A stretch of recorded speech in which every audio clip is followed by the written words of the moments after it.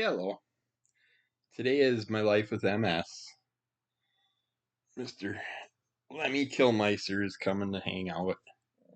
Uh, Not much happening with me. Going blind, I guess. I don't know what the heck. My eyes have gotten really bad this last week. The cat is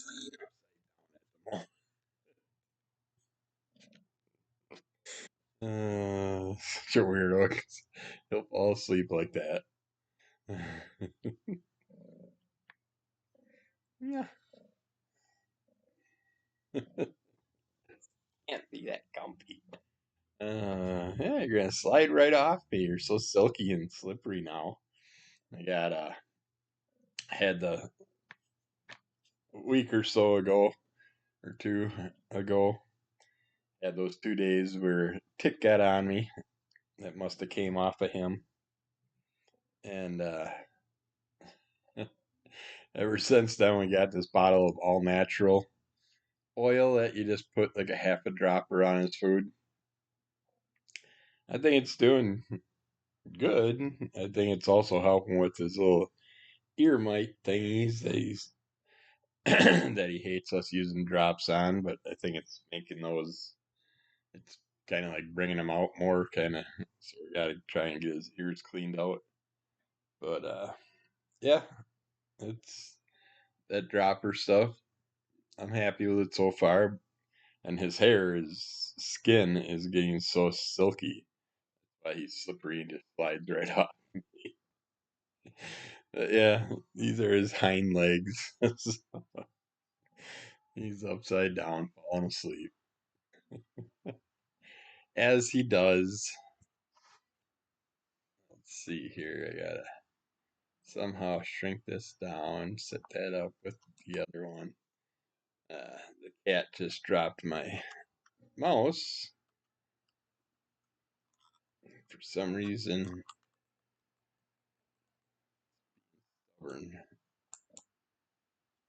Oh no! There he goes! Come up here. Oh, yeah. Oh, there's a little prickly thing in your butt. And those little green grabber things that come off some type of plant that he walks through, and he always gets those every year all over him. Yeah, you just gotta go where you don't belong. But what was I talking about? Oh, the cat. I was very impressed with it. So far, I don't know if it's doing anything for the ticks. We don't have flea problems, so he doesn't have to worry about that. But it's for ticks, fleas, other critters, and then great for their skin and their hair. I don't know what the company name was or anything. The wife found it on Amazon. I am covered in hair from you. You're still shedding like crazy, although it has been very humid. So I get that. But yeah, as far as I go, my biggest problems right now is my eyes are terrible. I don't even know if I'll be able to read stuff decently off the computer while I'm doing this because I used to be able to see that no problem with glasses. I have to use my cheater glasses when I read or draw. And then my regular glasses have the reader down below 'cause they're bifocals. And the regular one is more for driving and for like distance, but it just having the bifocals it drives me nuts. So I don't wear them that often, and that's probably why my eyes are going bad. But yet when I wear them, then my eyes would be going bad because I'm constantly looking at stuff through the wrong thing. So that can't be good for the eyes. But I don't know. They just got really they're puffy feeling. They feel like I got beat up. They're little crusties in appear every now and then in the corner, like the eyes are trying to push some type of poison out. Oh, can you do it? Yeah, you're there. And the little blotchy white fuzziness just constantly moves around, and anytime I blink or anything. And it's been messing with my vertigo stuff when I'm out doing yard work and stuff, just stepping in a weird hole or something, a divot, or going down a hill and stuff, and then my eyes kind of refocus, and then I start getting the thing where the earth starts to move, and I'm seeing that visually, and I haven't fallen down, thankfully, in the last couple of weeks. But you would think that would mess me up more, and I'd end up on my ass. But I've been taking my time. I know what's gonna happen, so I gotta prepare for it.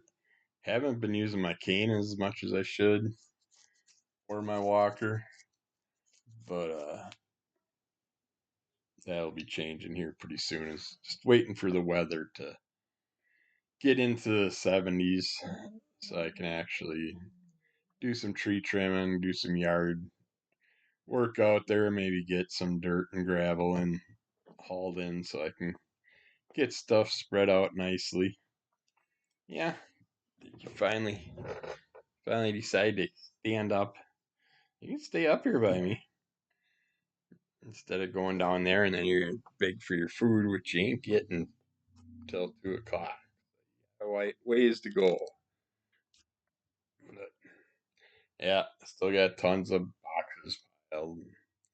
Working on the move still, trying to get things arranged a little bit around here.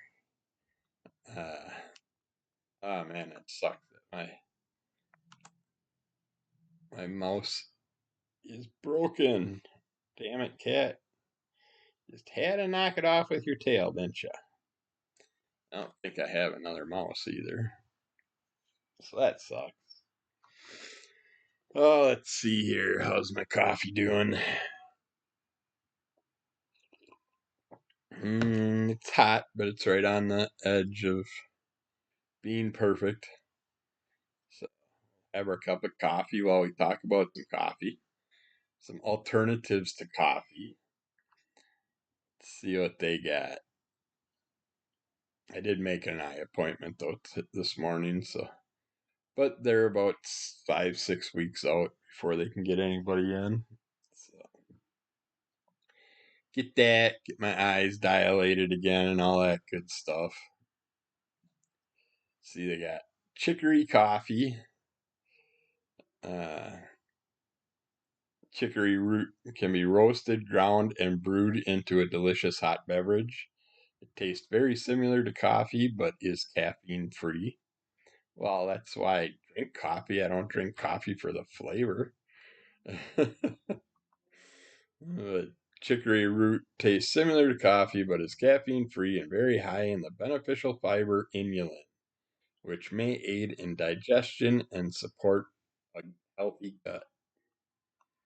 I don't know, I'm pretty good about doing probiotics, prebiotics, and all that stuff. And that sucks. You really got to push hard on that mouse to get it to do things. I'm buying a mouse this afternoon. I do have a backup one somewhere, but trying to find shit in unmarked boxes.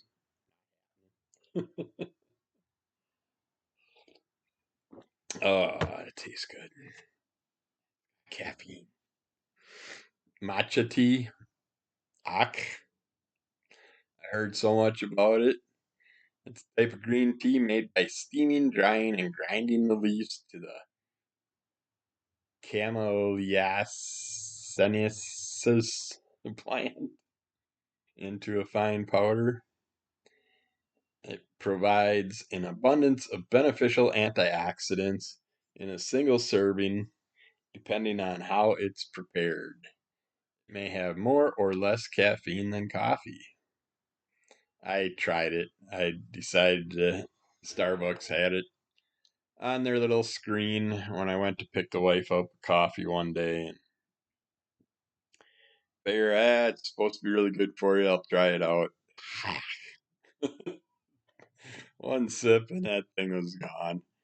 No, I tried about 3 sips, but I couldn't do it. Wife didn't care for it.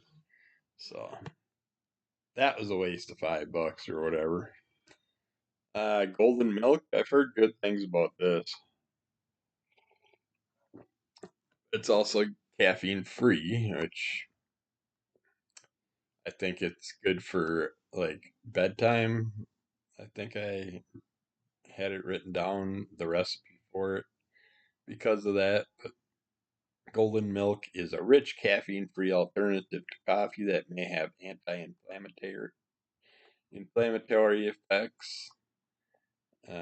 Looks like in a saucepan, combine 1 cup of milk or a non dairy alternative with half a teaspoon of ground turmeric, quarter teaspoon of cinnamon, 1/8 teaspoon of ground ginger. Those are some pretty heavy tasting spices, and a pinch of black pepper. Optionally, add honey to taste. Yeah, I think you're going to need some honey in there to break that spice up. Warm the mixture on a low to medium heat, stirring frequently to avoid burning. Once heated, pour the drink into a mug and enjoy. I think the recipe I have has it where you don't bring it to a boil also. It might be to keep burning it on the pan and stuff like that, or burning the spices, overcooking them. But I should try it for a nighttime thing. You got lemon water, which I like water, and I like lemon slices with my tequila, lemon wedges. And I'll eat a whole lemon whenever I have some. And I like lemons without alcohol, but use them for cooking and stuff. But was never big on lemon water. Maybe healthy, but so is cucumber water and all that. So cucumbers, squirt some lemon in there and all that. But I just want my water. I'll eat the cucumbers. But lemon water is a simple yet refreshing way to start your day, hydrated and with a boost of antioxidants. I don't know what the hell that's supposed to do to substitute for coffee. I don't know. Herbamate. I thought that was something that you put in coffee, but it provides a similar amount of caffeine to coffee along with riboflavin, thiamine, phosphorus, iron, calcium, and vitamin C and E. It's also loaded with antioxidants. And you got chai tea, which is a type of black tea blended with strong herbs and spices. With robust flavor and modest amount of caffeine, observational studies suggest that black tea may lower your risk of heart disease. I like black tea. I pick up green tea, black tea. I get into them more in the wintertime, but I should probably get into them more in the summertime. I could actually go for something a little different than coffee right now. Rooibos tea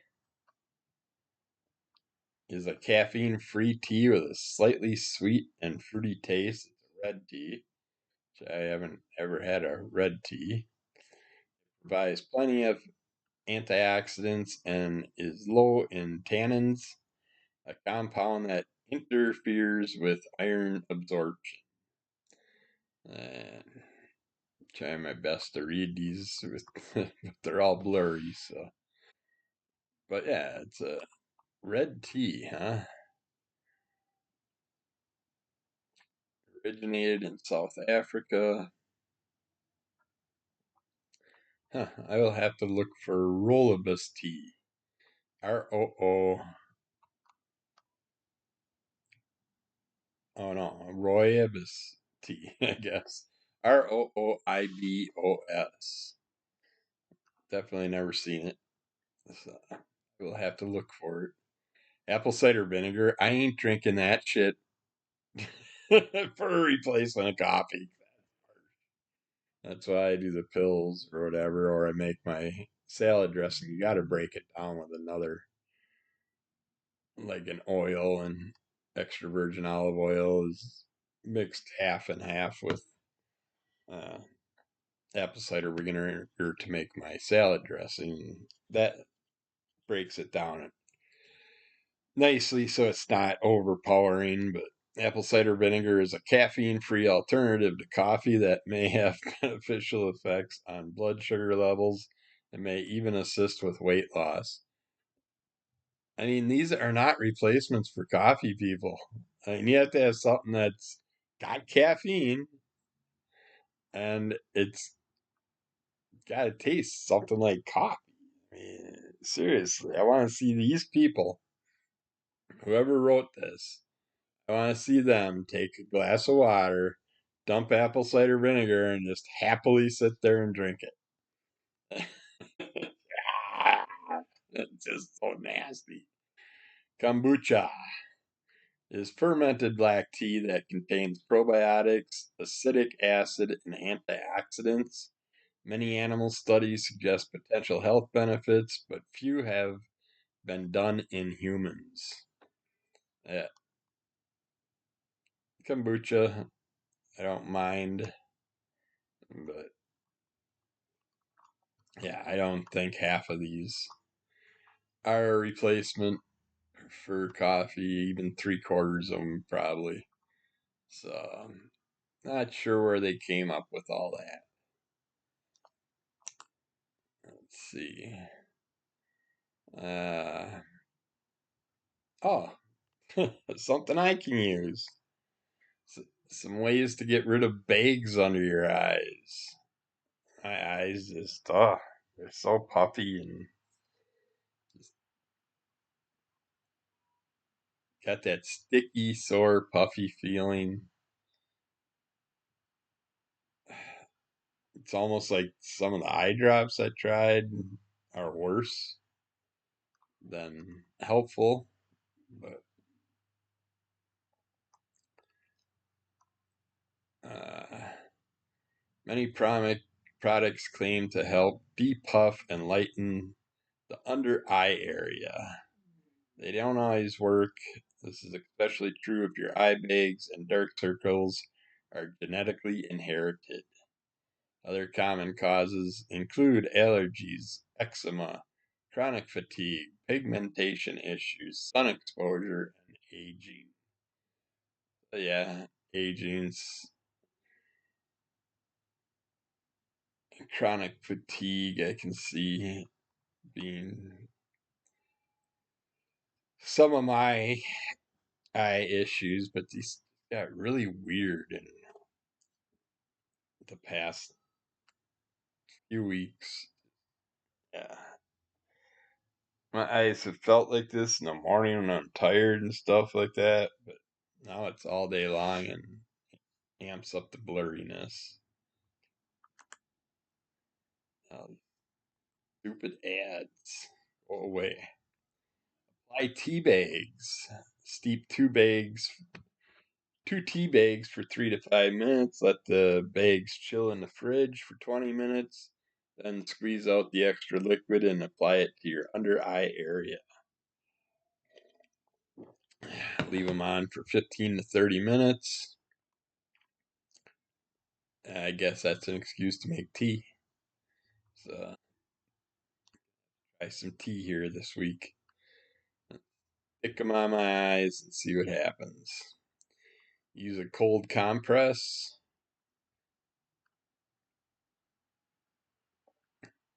Uh, Applying cold to the area can help the blood vessels constrict quickly for some temporary relief, which I did put my ice bag on my face the other night. Uh, some do it yourself options include a chilled teaspoon, which be careful because if you have any liquid and you're going to take a frozen metal object and stick it, it's just like the kid that licked the pole in A Christmas Story. But yeah, if you stick it to your eye and you got like a tear or something, it might stick right to your eye, to your flesh. So be careful with that. Cool cucumber. I put a couple on yesterday, but they kept falling off. A wet washcloth or a bag of frozen veggies. Clear out your sinuses using nasal irrigation. Use a neti pot. Using a neti pot may help relieve under eye bags and dark circles. You fill it with salt water or normal saline solution. You place the spout in your nose and irrigate your sinuses, removing mucus and other debris.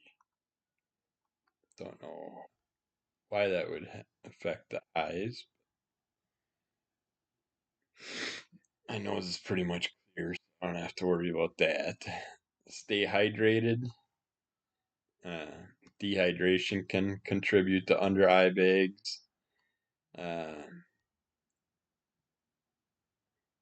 how much water is enough? Recommended range from 6 to 12 cups and may vary based on many factors, including age, activity level, climate, sex assigned at birth, and whether or not you are pregnant.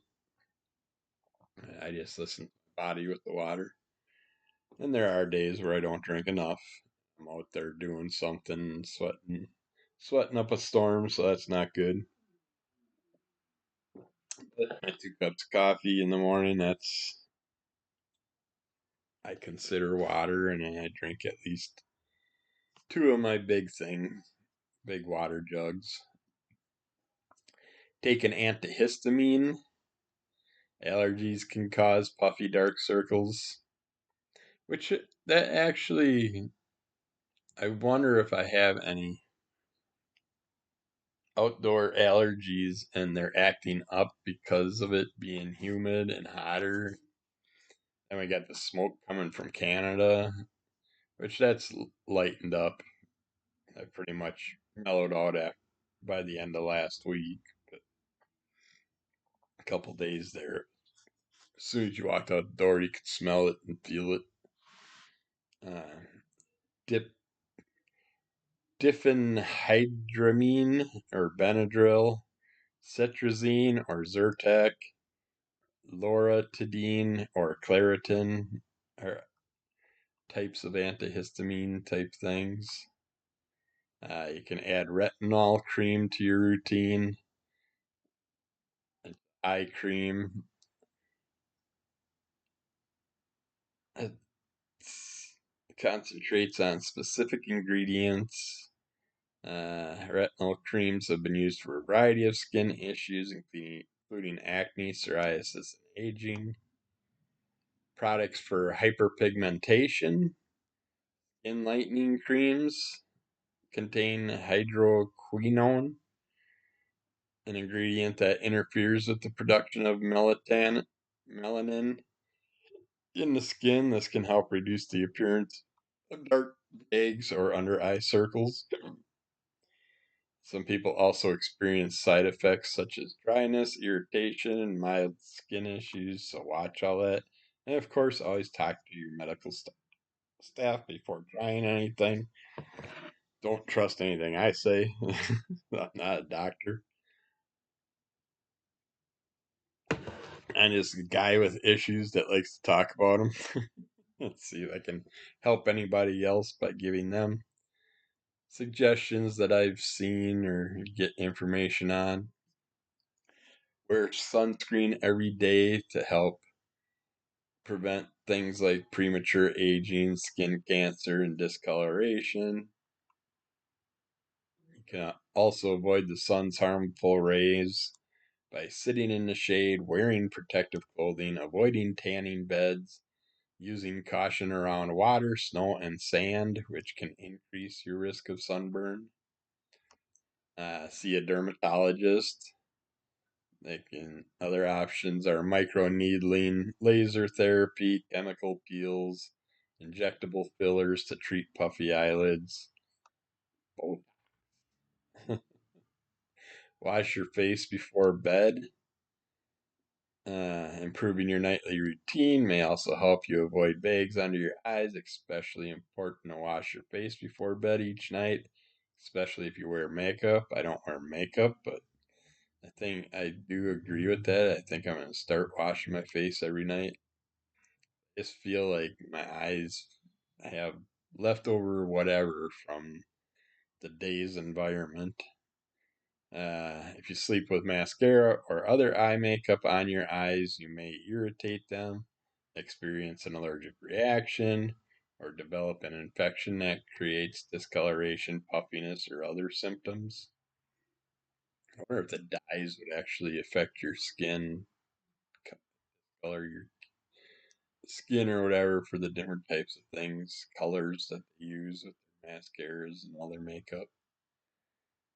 Stay elevated while you sleep. Try elevating your head with extra pillows while you sleep. Using two or more pillows or a wedge pillow should do the trick. I use two pillows, but I sleep on my side, so my head's pretty much straight, perfectly flat.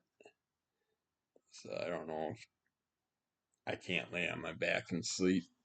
It's just too annoying. I get at least 8 hours of sleep, of course. Eat more collagen rich foods. Uh, Good sources of vitamin C can include oranges, red peppers, kale, Brussels sprouts, broccoli, and strawberries.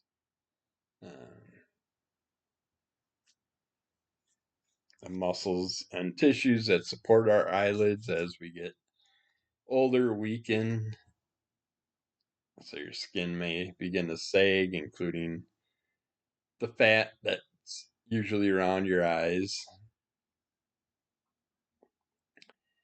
Eat more iron rich foods. Iron deficiency anemia is a condition where the blood is lacking red blood cells. These cells can carry oxygen to tissues in the body. Iron deficiency can cause dark circles under the eyes and even pale skin. Other symptoms can include extreme fatigue, cold hands and feet, brittle nails.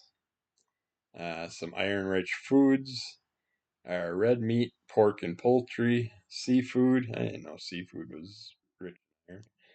Beans, leafy veggies like kale and spinach, raisins, apricots, and other dried fruits, iron fortified foods like cereals, breads, and pasta, and peas. Cut back on salty foods, cut back on alcohol, quit smoking. Yeah, I can see those things causing some extra baggage, as as we you could. Uh, Come on, mouse. What'd you do now? Let's see. Managing weight. Many people with MS experience weight gain due to reduced energy levels or treatment side effects. Low impact exercises and dietary changes may help manage weight fluctuations. MS causes fatigue, making you feel too exhausted for physical activity. The pain and dizziness can also affect your energy levels and ability to exercise. Depression. Symptoms of depression are common for people with MS, and depression is a risk factor for weight gain. Anxiety may cause emotional eating. MS treatment can also cause weight fluctuations. Steroid therapy that's used to decrease inflammation and treat MS relapses can cause weight gain. Most steroid side effects are mild and will go away once you finish your treatment, but some people may experience weight gain from long term treatment with steroids. Exercising can help with MS weight loss and gain, of course. Uh, Benefits of exercise for people with MS is bladder and bowel function, bone density, cardiovascular health, cognitive function, energy levels, flexibility and strength, balance, walking ability and endurance, fatigue, quality of life. Eating nutrient-rich meals goes hand in hand with exercising for weight loss. Balancing your diet. Uh, I'm not a fan of just a certain type of diet. I prefer just building around what my body doesn't react against in certain ways, but yet I still eat a bunch of crap. Uh, Weight loss typically happens when you burn more calories than you consume. The amount of calories you need depends on a number of factors, including your sex, weight, and activities levels. Um, Try to stick to whole, unprocessed options for food like fresh fruits and vegetables, whole grains, lean proteins, olive and fish oils. Supplementing omega 3 and omega 6 fatty acids may benefit people with MS. Uh, Omega 3 and fish oil supplements may reduce relapse rates, inflammatory markers, and quality of life.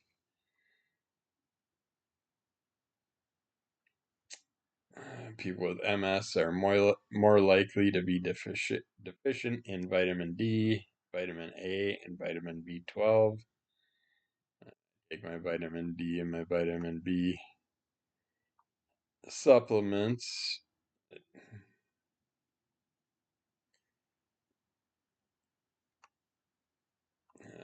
Yeah, treatment options like physical therapy, stress management exercises, getting plenty of rest. Uh, Nothing really new there. I don't think they don't. You also got to include non-DMT type medications. Uh, from what I know, and I'm trying to get myself off it again. I usually only go on it in the winter time because that's when my spasticity is worse. So I like to come out of it in summertime, but I'm down to one pill a night now, and I'm taking more uh, other medication for the cramping and the pains. So it's like you back off one medication and you increase another. That doesn't help. But from what I heard, baclofen is a weight gainer on a lot of people. And many of us with MS may be prescribed baclofen. So watch out for that and other types of medication and possibly weight loss. I don't know. I'm not a doctor. I can't give you all the stats. I just go by what I'm using. Intermittent fasting for women. Why not just intermittent fasting for anybody? It's basically intermittent fasting is where you pick how you're going to eat every day. Are you going to just eat in a 4 hour window, a 6 hour window, a 8 hour window? Or are you going to eat three regular meals? But intermittent fasting is more cutting your meals down to a certain window. Some evidence shows that intermittent fasting may not be as beneficial for some women as it is for men. So, and there's the thing. A woman's body, since you do produce living beings from it, I can see that being an issue. And your body might take everything differently than it would a man. But yeah, it's intermittent fasting not only benefits your waistline, but may also lower your risk of developing a number of chronic diseases. I like it when I'm on the routine regularly. I want to get back to it because we've been doing stupid running around with this house move and stuff and picking up like lunch in the afternoon or something. And that just screwed all my intermittent fasting plans down. I myself am a nighttime faster or a nighttime eater.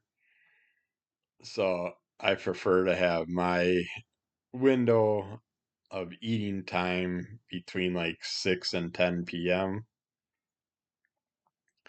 maybe 4 and 10 when I'm starting, uh, and then eventually get down to where I'm 6 to 10 p.m. again. I like that window for me. That's only 4 hours a day where I eat anything other than having my coffee, which is basically flavored water. So I just drink it black and then my water all day. Only thing I'm curious about is like melatonin pills, anti-cramping pills, all these dissolving pills you take and stick in your mouth. Would that affect the intermittent fasting? Would that be a consideration of non-fasting by taking a pill, sticking it in your mouth, and letting it dissolve? I don't know. Solid object when it goes in your mouth, so because I do have to take those anti-cramp pills, and well, I don't need to take melatonin, but lately I've been again taking like three 12 milligram melatonin a night, and sometimes I'll take two more after I get up and feed the cat at 3 in the morning, 2, 3 in the morning. Uh, Heart health, heart disease is a leading cause of death worldwide. Let's see, intermittent fasting in one study in 2009 lowered blood pressure by 6% in just 8 weeks. I totally can see that. I feel way better heart wise when I am fasting. It can help with diabetes, obviously. But there is a thing I also heard with that. If you're diabetic and you decide to do intermittent fasting, plan your feeding times in the morning, uh, like morning to early afternoon or something like that. Make that your feeding time because diabetics get more of a benefit in the morning than they do in the evening for your feeding time if you're an intermittent faster. And just, I heard it somewhere, I can't remember where, but it totally made sense how they broke it down, how the diabetics with the uh, insulin levels and stuff, how it helps with the blood sugar. But it's better if you do it earlier in the day than late at night because your blood sugars are in a whole different range or a whole different aspect of what they are during the day. So, but yeah, uh, it obviously can help with weight loss because you're eating less, you're controlling more, your body's under that feeling where the caveman days where you'd wake up and go out and hunt for your food and then come home and eat. So you're limited to how much time you have to eat. And it can also reduce inflammation. Uh, it can reduce key markers of inflammation. Chronic inflammation can lead to weight gain and various health problems. So that's good. It can increase longevity, extend the lifespan in rats and mice. The effects of longevity in humans are yet to be determined.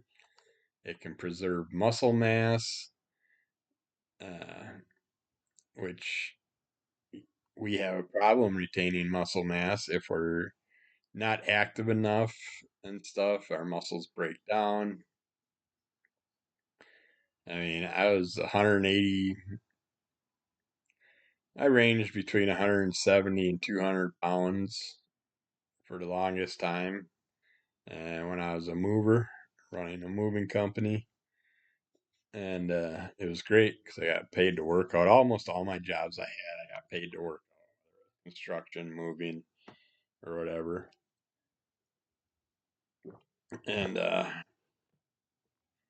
but yet they also damaged me. It was beneficial, but not beneficial. Beneficial and harmful. Uh, what the heck was I talking about? Oh, muscle mass. Yeah, once woke up paralyzed and then had to go through all that therapy for months on end, trying to figure out why I was paralyzed from the neck down, and what happened with the whole moving cabinets thing and tearing up my back, working with someone that shouldn't have been doing moving at all because they had double hip replacement. He was a little guy, can't carry shit, can't walk backwards, so I had to go backwards. Being taller than him, I was bent over at a 90-degree angle, basically to let him hold on to it decent. And we had to go up 3 flights of stairs because it was a new construction. And we were bringing all the cabinetry in for the second and third floors. And yeah, it just all of a sudden, I just had this thing, heard this pop.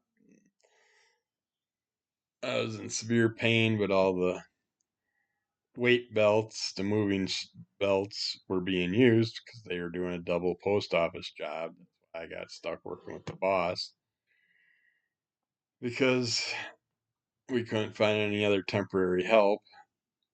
Everybody was being used on those two moves. So I did it with the boss and just destroyed my back. And the next day I woke up paralyzed. I couldn't move, which is a scary damn feeling. And it took me months on end of treatment and all this stuff to get somewhat normalized again, but never figured out what all happened.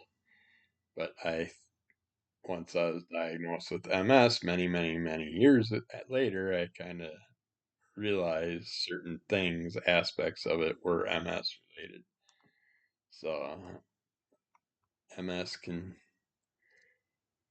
flare up due to certain activities, and that's what mine did at that time.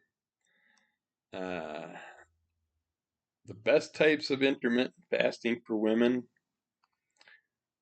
they have they should take a more relaxed approach to fasting than men. So basically start like 8 hours, 10-hour eating period, uh, time zone to eat during a day, and gradually work your way to less and less time. If you want to do that, they have the crescendo method, fasting 12 to 16 hours, 2 to 3 days a week. That's not bad. That's a great starter. You're only doing a few days a week. Do it like every other day or something. And that's not bad, fasting for 12 to 16 hours every other day. That's not that hard to do. The first week to 2 weeks is always gonna be where the tummy's growling. You're thinking more about food. You can't get it out of your mind because once we can't have nothing, then we just think about it constantly. So you gotta watch for those things. Uh, Fasting days should be non-consecutive and spaced evenly across the week. For example, Monday, Wednesday, and Friday. Eat, stop, eat, also called the 24-hour protocol. A 24-hour full fast once or twice a week, maximum of 2 times a week. For women, start with 14 to 16-hour fast and gradually build up. The 5-2 diet, also called the fast diet, restricts calories to 25% of your usual intake, about 500 calories for 2 days a week, and eat normally the other 5 days. Allow 1 day between fasting days. Sounds like a simple one to get started on. Modified alternate day fasting, where fasting every other day but eating normally on non fasting days. You can consume 20 to 25% of your usual calorie intake, about 500 calories on a fasting day. And then the 16-8 method, also called the Lean-Gains method. Fasting for 16 hours daily and eating all calories within an 8-hour window. Women are advised to start with 14-hour fast and eventually build up to the 16 hours. So, and if you want to get started on it, the easiest way is to choose one of the intermittent fasting methods above that we just talked about and give it a go. However, you don't need to necessarily follow a structured plan. Listen to your body, people. An alternative is to fast whenever it suits you. Skipping meals from time to time when you don't feel hungry or don't have time to cook can work for some people. But yeah, definitely talk to your doctor. If you have a history of eating disorders, this is probably not for you. If you have a diabetes or regularly experience low blood sugar levels, you might have to be more careful. You're underweight, malnourished, or have nutritional deficiencies. If you're pregnant, nursing, or trying to conceive, yeah, don't put fasting on your child and get them started in some type of routine like that. Have fertility problems or a history of amenorrhea, which is missed periods. But yeah, it's be careful if you're going to do it. Talk to your doctor and your doctor staff about it if you're going to do it. Let them know what you're thinking and see what their opinion is. See what they had to say about it. I'm really bummed that the mouse isn't working. I'm going to take this thing apart. Operate. Uh, I'm not going to just describe all these or anything, but they got exercises to tone every inch of your body, like lunges, which are easy enough to do anywhere. Push ups. I don't know if you haven't heard, if you're a big guy like me, I found that doing push ups on a staircase, I can do a perfect push up and it benefits me more than laying flat on the ground and then going on my knees and doing a push up. I don't really feel like that really does that much. Doing it on the stairs, being able to do it perfectly, it's a nice feeling. Squats, dumbbell presses, dumbbell rows, deadlifts, burpees, side planks, glute bridge.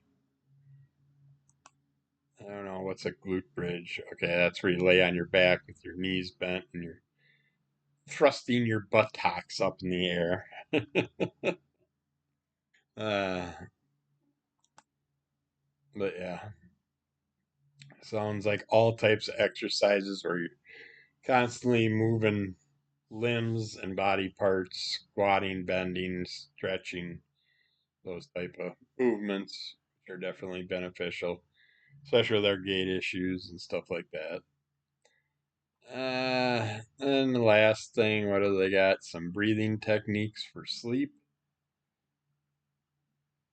I'm always up for anything to help me go to sleep without medication.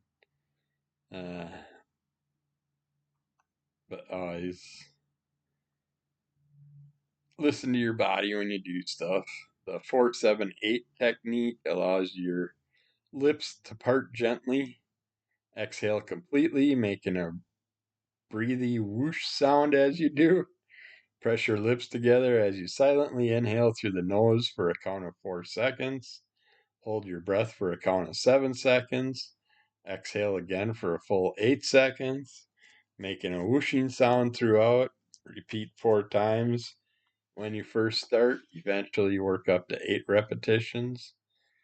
Yeah, that's along with the lymphedema breathing and stuff is focus on breathing through your nose, focus on your stomach expanding when you breathe in and contracting when you breathe out, and always breathe out longer than you breathe in. That's a thing with lymphedema issues, which is where your legs start to puff up. Brahmari pranayama breathing exercise, where you cover your eyes and breathe deeply in and out, or close your eyes. Cover your ears with your hands. Place each index finger above your eyebrows and the rest of your fingers over your eyes. Next, put gentle pressure on the sides of your nose and focus on your brow area. Keep your mouth closed and breathe out slowly through your nose, making the humming sound. Oh shit. That's a reference. Repeat the process 5 times. Interesting. 3-part breathing exercise. Take a long, deep inhale. Exhale fully while focusing intently on your body and how it feels. After doing this a few times, slow down your exhale so that it's twice as long as your inhale. And you're basically working on that lymphedema thing, which is what I use at night. When I go to sleep, I'll lay on my side and I'll do the lymphedema breathing exercises. To perform diaphragmatic breathing exercise, lie on your back and either bend your knees over a pillow or sit in a chair. Place one hand flat against your chest, the other on your stomach. Take slow, deep breaths through your nose, keeping the hand on your chest still as the hand on your stomach rises and falls with your breaths. Next, breathe slowly through your pursed lips. Eventually, you want to be able to breathe in and out without your chest moving. Okay.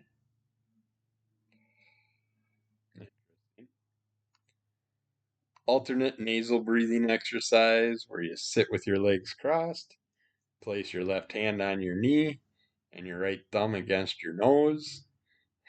Exhale fully and then close the right nostril. Inhale through your left nostril, open your right nostril, and exhale through it while closing the left. Continue this rotation for 5 minutes, finishing by exhaling through your left nostril.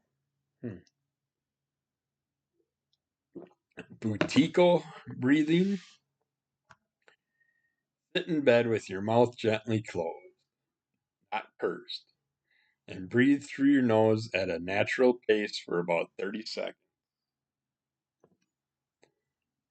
Gently pinch your nose closed with your thumb and forefinger, keeping your mouth closed as well until you feel that you need to take a breath again. With your mouth still closed, take a deep breath in and out through your nose again. So you would think they'd have methods where you're just laying down, ready to sleep. The Papworth method, sit up straight, perhaps in bed, if using this to fall asleep. Take deep, methodical breaths in and out, counting to 4 with each inhale through your mouth or nose. Exhale, which should be through your nose.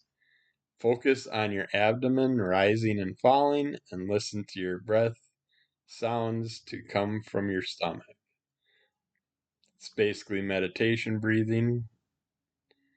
Then you got box breathing where you sit with your back straight, breathe in, and then try to push all the air out of your lungs as you exhale. Inhale slowly through your nose and count to 4 in your head.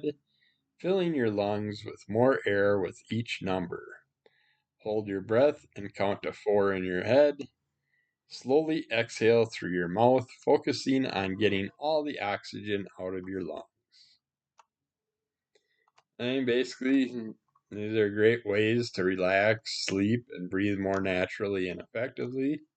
So give one or two or all of them a shot and see what happens. I'm going to try a few of them, see if, since I'm sitting in my chair before I go to bed, I'm going to try some of the ones that request you sit while you do them and see what happens. See if I can fall asleep faster. My damn wife, my wife, she can hit that bed and close her eyes and she can be snoring in a minute. That drives me nuts. Like the cat. And it's like everybody can fall asleep and then I lay there just listening.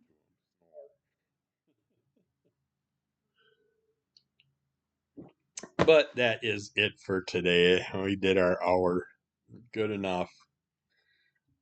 Hopefully there's something that you can use to take advantage to help out any issues you have. Just make sure you talk to your doctor, your medical staff, anybody that you should before you try stuff. Uh, I know many of us don't. We just do what we feel we should, but warning you. Your doctors should give you the say so for things, but they're not always right either. Ah, I'm just coming up on my next MS neurologist appointment, and I'm not even starting a list of what I want to ask him because I know anything I ask him, he's not going to listen to, and I'm going to be with a nurse practitioner, another doctor, or a student before I even get to see him, and he's just going to come in like last time, talk to me for 5 minutes, and leave. It's like I'm not too keen on that appointment, but it's coming up, and I should at least get a few questions put together for him. But who knows? I'm still trying to find my next neurologist. Just gonna keep going until I find the right one, or I move down by Dr. Booster, and Booster, or whatever, and in Ohio, and go to his MS Institute. Who knows? That's it for today. Keep falling under the call of MS. Rate, review, subscribe, tell a friend, give us a like. It's not that hard. You just sat here for an hour. All you had to do is hit the like button. Make sure you're subscribed, and I will do the one of these every Monday, hopefully. So MS Mondays, my life with MS. Leave a comment. I'll comment back. And take care. Yeah, the monster. Don't let him overpower you. Make sure you control your day, not the monster. We'll talk to you again soon. Bye.